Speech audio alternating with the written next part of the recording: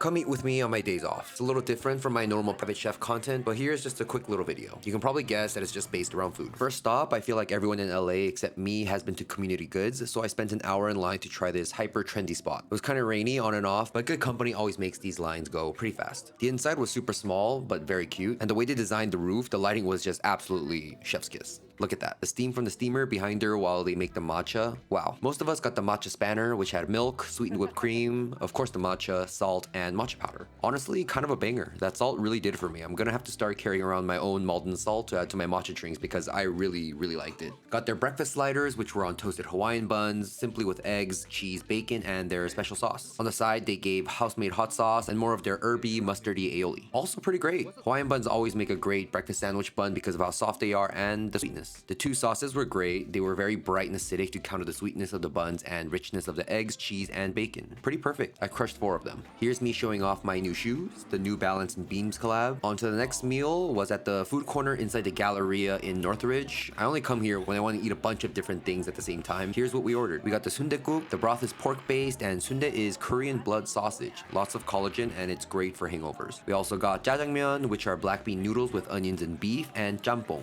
spicy seafood noodles.